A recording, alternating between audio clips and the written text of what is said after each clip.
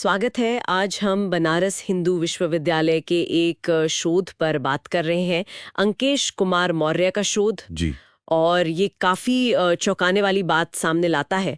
सोचिए, भारत के लगभग एक चौथाई मतलब करीब 900 संरक्षित पुरातात्विक स्थल 900। हाँ, अवैध कब्जे का शिकार है। ये आंकड़ा सच में बहुत बड़ा है और चिंताजनक भी। जी। अंकेश मौर्य का ये जो शोध है वो इसी समस्या की जड़ तक जाने की कोशिश करता है। अच्छा। उन्होंने इसे समझाने के लिए वो कॉमन्स की त्रासदी वाला सिद्धांत इस्तेमाल किया, ट्रेजेडी ऑफ द कॉमन्स जिसे कहते हैं। हाँ, सुना है इसके बारे में। तो ये सिद्धांत यही बताता है कि कैसे जो साझा संसाधन होते हैं, जैसे हमारी ये धरोहरें हैं, जब उनकी देखभाल की जिम्मेदारी किसी एक पर साफ तौर पे नहीं होती, तो लोग अक्सर अपने छोटे मतलब फौरी फायदों के लिए उसे धीरे धीरे खत्म करने लगते हैं, क्योंकि नुकसान तो सबका होता है पर फायदा शायद कुछ ही लोगों को दिखता है उस वक्त। सही बात है।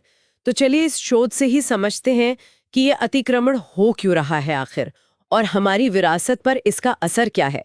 क्या कुछ रास्ते हैं इससे निपटने के? बिल्कुल। शोध के हिसाब से देखें तो कुछ राज्यों में स्थिति ज्यादा गंभीर है, जैसे उत्तर प्रदेश, तमिलनाडु। हाँ बिल्कुल, उत्तर प्रदेश में करीब 75, तमिलनाडु में 74 साइट्स पर कब्जा बताया गया है।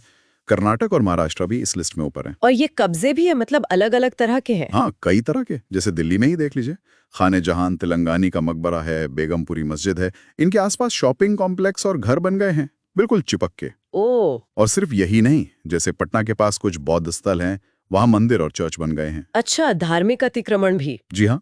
फिर चेन्नई में फोर्ट सेंट जॉर्ज जैसा ऐतिहासिक किला है, उस पर सरकारी और यहाँ तक कि सैन्य दफ्तरों का कब्जा है। सरकारी कब्जा भी? हाँ, और कहीं कहीं तो जैसे सेटुपट्टू में महापाषाण स्थल है, वहां तो खेती हो रही है बाकायदा। खेती भी? मतलब रिहायशी, व्यावसायिक, धार्मिक, सरकारी, कृषि, हर तरह का अतिक्रमण है ये तो। बिल्कुल हर तरह का। तो इतने बड़े पैमाने पर ये सब हो रहा है, सवाल उठता है कि क्या हमारे पास इसे रोकने के लिए कानून वगैरह नहीं है? देखिए, कानून तो हैं, ऐसा नहीं है कि कानून की कमी है। हमारे पास वो प्राचीन स्मारक और पुरातत्व स्थल और अवशेष अधिनियम यानी AMSR एक्ट है 1958 का, और उसमें 2010 में संशोधन भी हुआ था। ये खास तौर पर इसलिए हैं कि इन धरोहरों को कानूनी सुरक्षा मिले। तो फिर दिक्कत कहाँ है? दिक्कत है उनके अमल में, मतलब कार्यान्वयन में।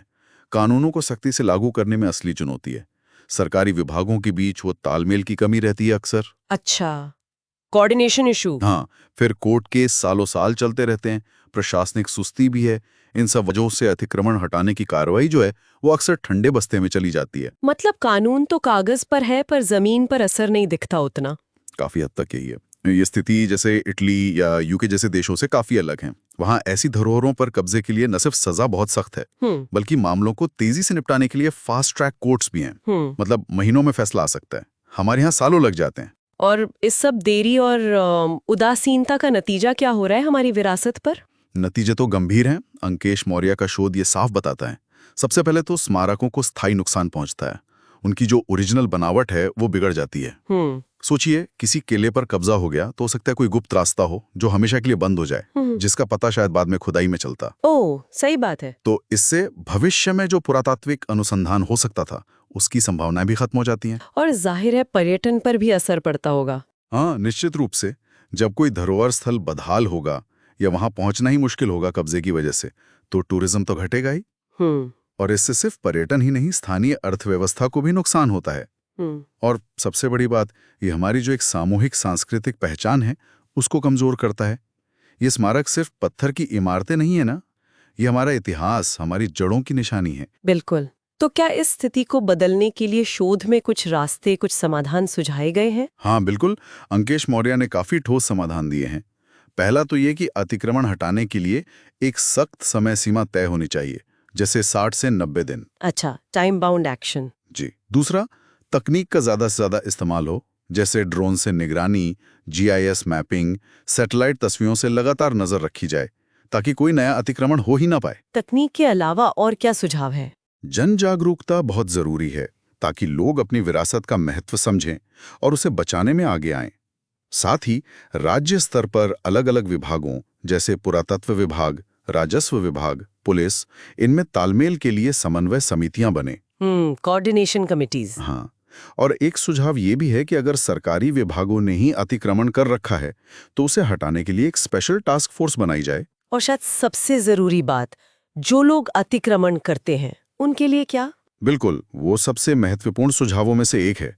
अतिक्रमण करने वालों पर भारी जुर्माना लगाया जाए और सख्त कानूनी कार्रवाई हो, जिसमें सजा का प्रावधान भी शामिल हो। मतलब डेटरेंस क्रिएट करना जरूरी है। एग्जैक्टली जब तक गलत काम करने के गंभीर परिणाम नहीं होंगे, तब तक इसे रोकना बहुत मुश्किल होगा। तो कुल मिलाकर अंकेश कुमार मौर्य का ये शोध साफ साफ दिखाता है कि भारत की सांस्कृतिक विरासत वाकई एक बड़े संकट का सामना कर रही है। जी। और वजहें कई हैं। बढ़ता शहरीकरण है, प्रशासनिक ढिलाई है, कानूनों का ठीक से लागू न हो पाना है। हाँ, वजहें कई हैं, लेकिन समाधान भी मौजूद है। जैसे हमने बात की, बेहतर तकनीक का इस्तेमाल, सख्त कानून और समय पर कार्रवाई। लेकिन ये शोध एक बुनियादी सवाल भी पीछे छोड़ जाता है। और सोचने वाली बात शायद ये है कि क्या सिर्फ नियम, तकनीक और सजा के डर से ही हम अपनी इन अनमोल धरोहरों को बचा पाएंगे, या फिर जरूरत इस बात की है कि समाज के तौर पर हम अपनी विरासत के प्रति अपने नजरिए को, अपनी जिम्मेदारी की भावना को गहराई से बदलें। बिल्कुल, ये एक बड़ा सवाल है जिस पर हम सबको सोचने की जरूरत है।